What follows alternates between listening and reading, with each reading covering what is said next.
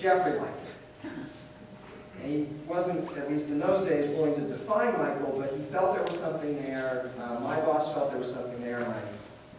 My boss's boss thought so, and so we decided to go to the drawing board one more time. We sat down in a room to analyze what we wanted to change about the show this time, and decided nothing was the answer. We liked the show. We didn't want to change the show. So if we weren't going to change the show, what we have to do is change the pitch. And that meant focusing it. And Beauty and the Beast was really big for Disney for, you know, there was this movie they did.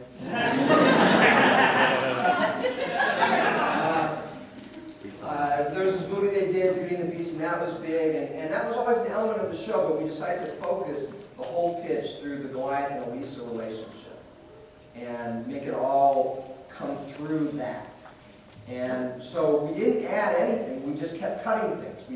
We went from 40 plus cards to 28 cards, which is still huge by today's standards. We'd never do that much art. But we just trimmed it all down and reordered some things. And so 6 months later, we went in and we pitched Gargoyles for a third time. And this time he bought it.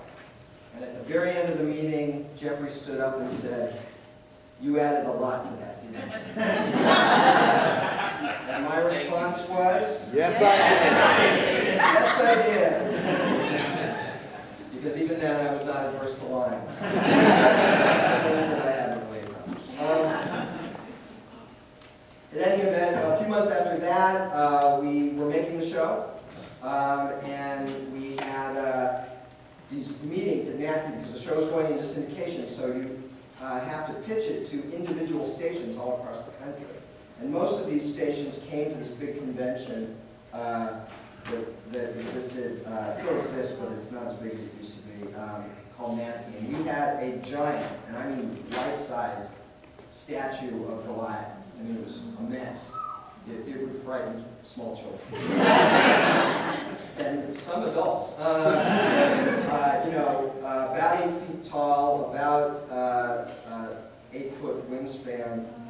It was huge. I had tried to find out where it is now, and have not been able to locate it. We think it's probably in a warehouse in Florida somewhere. But it was immense. And I would pitch the show every hour to some group of stations, but there was no way for me to pitch it to everybody, and they ended up having to send out videotapes of it. So the first thing we're going to watch, which is available on the first season DVD, so many of you will have seen this before, but we're going to show it anyway, is the original pitch to Gargoyles. A movie called Atlantis. And they had it in the works. They were going to put out this animated movie, and they decided that this would make a great cartoon series. More explosions. Okay. It was on the cruise shirt. So Tad Stones was the supervising producer of that series, not the movie, the Team Atlantis series that was going to be a spin-off of the movie, or a sequel, so to speak, of the movie. And I was the voice director. I wrote a couple episodes, and we were going along great. It was really a terrific show. We had seen the movie, and we knew the movie wasn't perfect, but we thought we had a really great show developed out of it, and we were pretty excited about it. And it was a 40-episode order.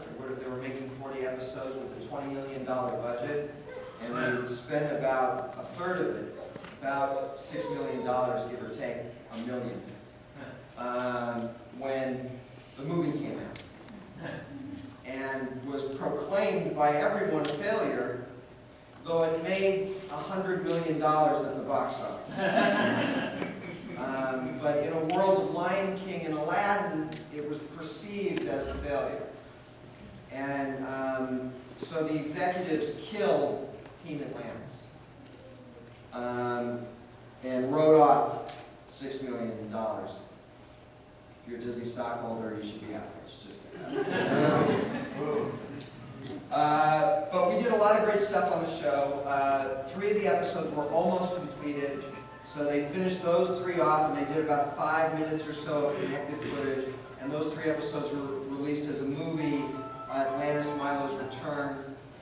But a lot of other episodes were just sort of in various stages of production. We finished most of the scripts, including one that I wrote called The Last, which I wrote and voice directed and featured the characters from Atlantis and Team Atlantis, plus a couple of characters who in one way or another might be familiar to you. And I see these guys furiously talking over there. Are you good? Can we show it? We're getting there. We're Transitioning. I'm vamping for a little bit here. I apologize for that. But in any event, we recorded it. We recorded the episode.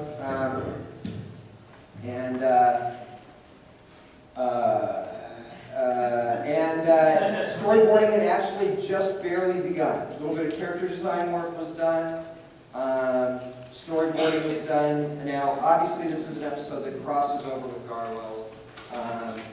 And we didn't want you to have to have seen Gargoyles in order to appreciate the episode. If you were a kid who was too young and had never seen the show, we wanted you to be able to enjoy this just for what it was.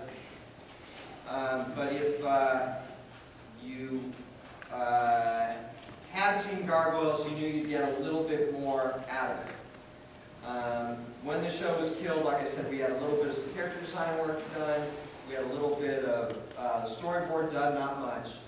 And we had the script and we had recorded the voices. I showed this at the gathering, I want to say was it the one in Williamsburg? Yeah. In Williamsburg, played the tape, I showed what we had, and some fans got together and they decided to, like Bad Guys was done as an animatic, as a like-a-reel, they decided to do a like-a-reel version of the show. They've been working on it. Every year we get a new version that's a little more done. There's still probably a few blank spaces in here. But this is really a project that the fans have sort of taken on themselves, thanks to the gathering, and created, in essence, a way for you to watch an episode that was never actually made. And it's called The Last. And we're going to show it to you just any second. It is about 20 minutes long, so if you are